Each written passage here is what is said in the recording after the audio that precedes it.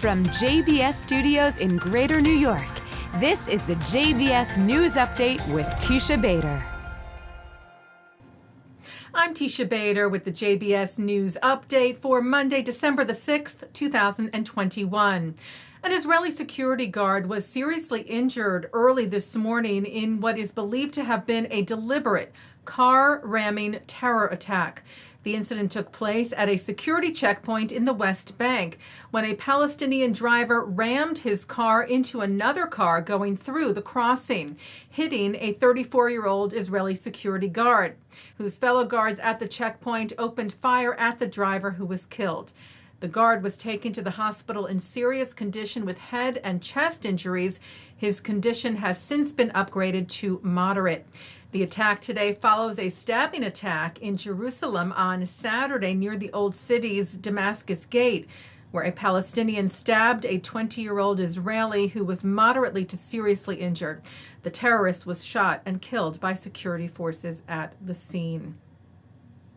Israel's Defense Minister Benny Gantz is expected to fly to Washington later this week to discuss Iran and other issues of concern with a number of officials, including with his counterpart, U.S. Secretary of Defense Lloyd Austin and Secretary of State Antony Blinken.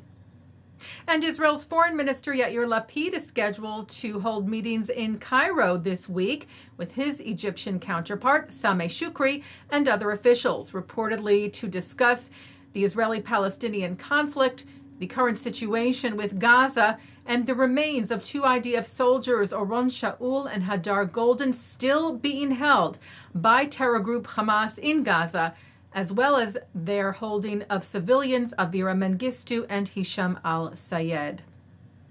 New U.S. Ambassador to Israel, Thomas Nides, presented his credentials to Israel's President Isaac Herzog yesterday. Nides said, "I am humbled to be asked by President Biden to represent my country before the State of Israel, and in the words of President Biden, further strengthen our country's unbreakable ties."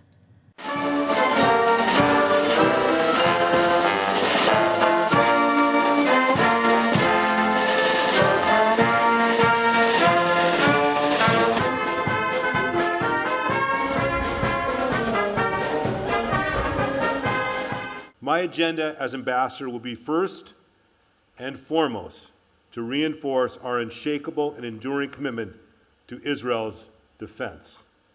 And I want to take a moment to reiterate, as President Biden has said, that the United States fully supports the replenishment of the Iron Dome. We will continue to collaborate closely to advance peace and stability and to counter the threat from Iran poses to Israel and the region.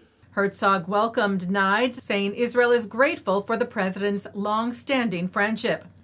Nides also met yesterday with Israeli Prime Minister Naftali Bennett, cited by the Times of Israel, telling him, "I want to thank President Joe Biden and the administration for the warm friendship, for the candidness, for the approach of bringing Israel yet again to be a bipartisan issue and not partisan." The two lit the eighth and last candle of Chanukah together last night, as Bennett referenced the history of the holiday. Right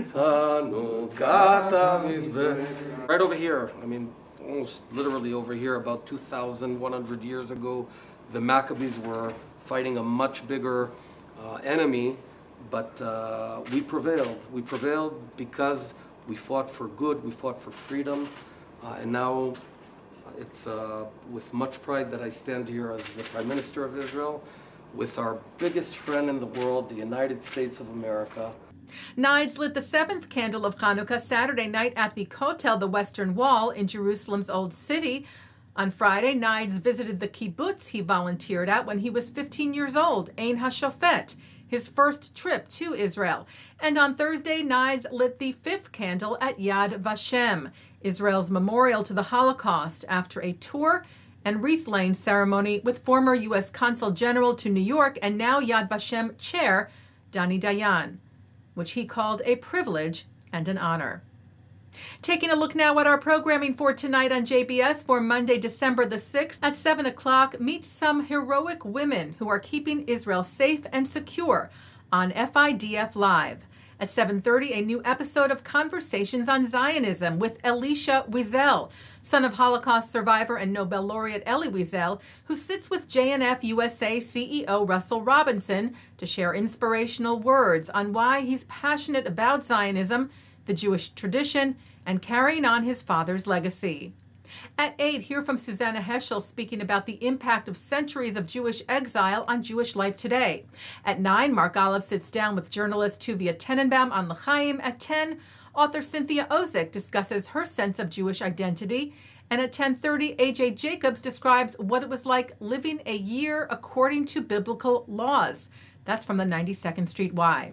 And coming up next, Shahar Azani speaks with Erez Ben-Yosef, professor of archaeology at Tel Aviv University and head of the Timna Archeological Expeditions, speaking of recent and exciting discoveries at Israel's Timna Park, which sheds new light on the Bible and may change the face of archaeology. And that's the JBS News Update for Monday, December the 6th, 2021. I'm Teisha Bader. Stay healthy, stay well.